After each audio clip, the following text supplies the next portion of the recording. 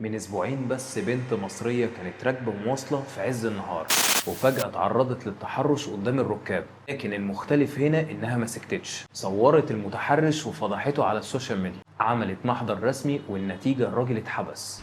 القصة دي هزت السوشيال ميديا، لكن السؤال هي ليه خدت الضجة دي كلها؟ هل علشان سن المتحرش كبير وهي أصغر منه؟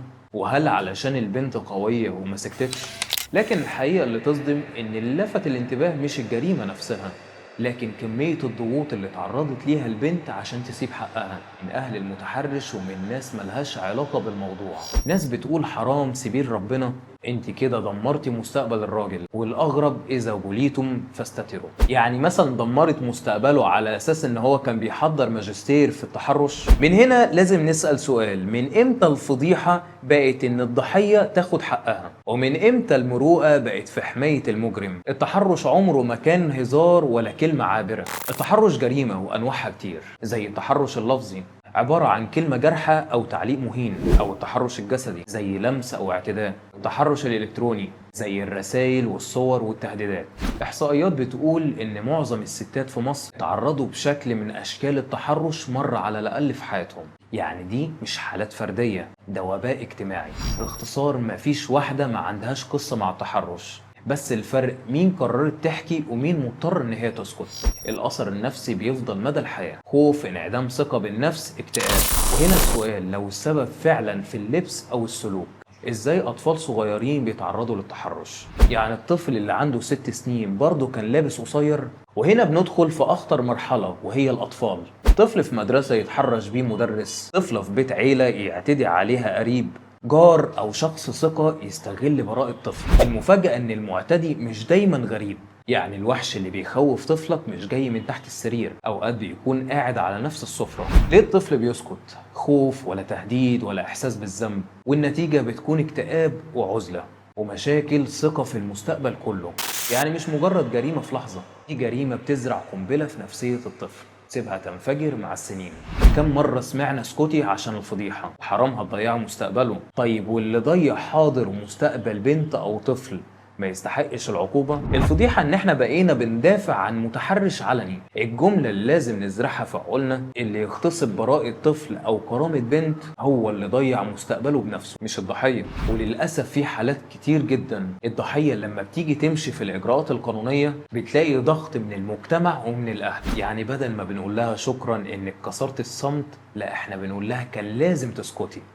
عظمة يا مجتمع، التحرش مش مخالفة صغيرة، دي جريمة بيعاقب عليها القانون المصري بالحبس الفعلي. لو حصل تحرش بقى هتعملي ايه؟ 1، التوجه لأقرب اسم شرطة وعمل محضر رسمي. 2، إثبات الواقع زي شهود، كاميرات، تقرير طبي. 3، الاستعانة بمحامي. يعني باختصار اللي بيقول لك ان القانون ما بيعملش حاجة، لا، المشكلة مش في القانون، المشكلة اننا ساعات بنسكت. نقطة مهمة، سرعة التبليغ بتفرق جدا في قوة القضية. وعلشان ما حدش يقول ان كل ده كلام، الدولة شددت العقوبة في الجريمة دي. في أغسطس 2021 صدر قانون 141 لسنة 21 اللي عدل المواد في قانون العقوبات. القانون ده بيقول بالنص أي شخص بيتحرش سواء بالإشارة أو بالقول أو بالفعل أو حتى من خلال الإنترنت يعاقب بالحبس من 2 ل4 سنين وغرامة ما بين 100,000 جنيه ل 200,000 جنيه. ولو التحرش اتكرر العقوبة بتتضاعف، والأخطر لو المتحرش عنده سلطة على الضحية